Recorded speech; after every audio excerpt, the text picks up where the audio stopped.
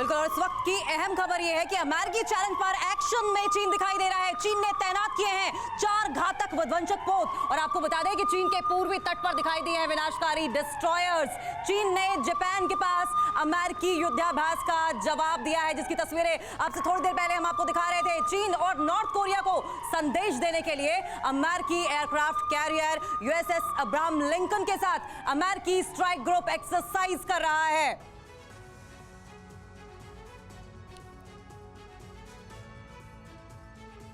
Taiwan पर चीन के 4 बड़े चैलेंज क्या हैं वो आपको बताते हैं।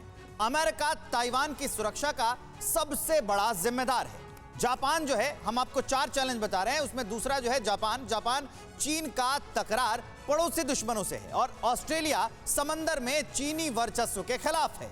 और ये जो चौथा चैलेंज है वो ये कि फ्रांस सामरिक मोर्चे पर अमेरिका के साथ खड़ा है। ये 4 चैलेंजेस हमने आपको बताए जो रूस की राह में।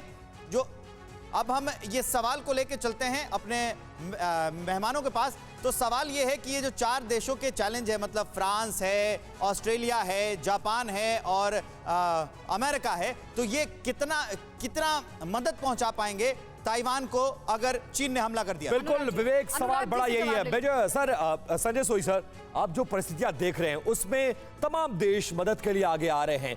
आपको लग रहा है कि ये तमाम देश अगर ताइवान का साथ देते हैं, उसके बावजूद ताइवान इतना सक्षम होगा कि चीन का मुकाबला कर सकता है? देखिए, ऐसा है कि पहले सभी देश क्यों आ रहे हैं, क्योंकि वो चीन की विस्तारवादी नीति को समझ रहे हैं। ठीक है। वहां पर जिस प्रकार चीन छोटे छोटे द्वीपों को ले रहा है, ये सब देश इफेक्टेड हैं। अमेरिका को छोड़ के जापान, ऑस्ट्रेलिया सब उस इलाके में जो कि आज सपोर्ट दे रहे हैं। दूसरी बात यह कि ये सपोर्ट किस प्रकार की देंगे। अभी दिया है ऑस्ट्रेलिया ने, फ्रांस ने, जो नेटो कंट्रीज है वो कह रहे हैं हम हथियार देंगे। वही सपोर्ट मिल रही है इनको भी जो यूक्रेन को दी जा रही है। तो लड़ाई मुझे लग रहा है अभी यहाँ पर ताइवान को ही लड़नी पड़ेगी। और जिस प्रकार से ताइवान को हथियार दिए गए हैं, अत्याधुनिक हथियार, F-16 मिसाइल सिस्टम और अभी सबमरीन हैं, तो ये सब चीज़ें उनके पास है, उससे एक मुकाबला कड़ा कर पाएंगे। और ये चैलेंजेस बहुत सारे हैं सर, और उन चैलेंजेस से निपटना है या नहीं ये देखने वाली बात होगी, क्योंकि फिलहाल रूस की अगर बात करें तो उस पर तो कोई असर सैंक्शन का होता नहीं दिख रहा है। इस बीच एक बड़ी खबर चीन से रिलेटेड है। चीन से निपटने के लिए ताइवान ने भी बड़ी तैयारी कर ली है, क्योंकि लगातार अब ताइवान को इस बात का डर सताने लगा है कि कभी भी चीन उस पर हमला कर सकता है। ताइवान के नॉन कमीशन ऑफिसर्स को ट्रेनिंग देगा यूएस यानी अमेरिका। वॉर ट्रेनिंग और जवाबी हमले की ट्रेनिंग दी जाएगी, ये कहा जा रहा है। और लगातार अमेरिका ये कह भी रहा था कि हम ताइवान के साथ मजबूती से खड़े हैं। अब ताइवान के जो ऑफिसर है वो ट्रेनिंग के लिए यूएस पहुंचेंगे, ये नई जानकारी।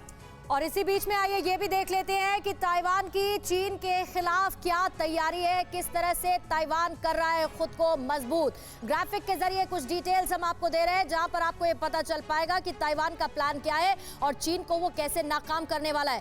ताइवान के सैन्य अभियान को मजबूती अमेरिका देगा और ताइवान के नॉन कमीशन ऑफिसर जो है वो अमेरिका जाएंगे। बाकायदा यूएस आर्मी जो ट्रेनिंग सेंटर है उसका ताइवान के ऑफिसर एक दौरा करेंगे, यूएस आर्मी से ट्रेनिंग भी लेंगे और वॉर प्लानिंग के गुर भी सीखेंगे। आधुनिक युद्ध में दुश्मन पर पलटवार कैसे किया जाता है इसके लिए ट्रेन किया जाएगा और ट्रेनिंग का मकसद ताइवान की सैन्य क्षमता को मजबूत करना है। ताइवान में करीब 90,000 नॉन कमीशन ऑफिसर हैं और चीन से हमले की आशंका के बीच अमेरिका दौरा हो जाता है अहम उनकी ट्रेनिंग को लेकर। सर, आपसे रिएक्शन लूं, सबसे पहला हमला अगर चीन करता है तो वो हवाई हमला होगा। उसी बीच में अमेरिका जाना इन कमीशन ऑफिसर का और ट्रेनिंग मिलना, कैसे युद्ध की स्थिति से निपटा जाए, ये ताइवान को कितनी मजबूती देगा? बिल्कुल, ये ट्रेनिंग जो है बहुत ज़रूरी है और ये आपस में दोनों फोर्सेस हमेशा साथ में एक्सरसाइज करती नहीं है, तो ये कंटिन्यूटी ट्रेनिंग बोलते हैं इसको। तो कंटिन्यूटी ट्रेनिंग, जो नए ऑफिसर्स हैं उनको ट्रेनिंग देना और कोई नई जो आपके इक्विपमेंट आए हैं, नए वेपन आए हैं, उसकी ट्रेनिंग है, तो ये बहुत ज़रूरी है। यहाँ पे मैं एक बात बताना चाहता हूँ, एम्बेसडर साहब ने बोली, बड़ी अच्छी बात है कि ताइवान के ऊपर जो अटैक होगा चाइना का, वो नेवल रूट के थ्रू या एयर रूट के through, there is no land warfare. तो इस समय नेवल प्रेजेंस अमेरिका की वहाँ बहुत बड़ी है। वहाँ पे 6 फ्लीट है, वहाँ पे उनकी 6 सबमरीन्स हैं। चाइना के पास इस समय न्यूक्लियर पार्ट सबमरीन की बहुत कमी है। चाइना के पास एक भी एयरक्राफ्ट कैरियर नहीं है, वहाँ पर सिर्फ एक एयरक्राफ्ट कैरियर है, जबकि अमेरिका के पास 7 एयरक्राफ्ट कैरियर है, जिसमें से 3 उस एरिया में है, इंडो पैसिफिक एरिया में।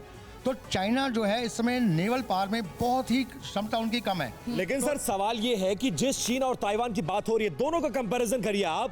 इनके पास महज 2.5 लाख की सेना, वहां 21 लाख की सेना। आप कंपैरिजन कैसे करें? 130 करोड़ का देश, 2.5 करोड़ का देश।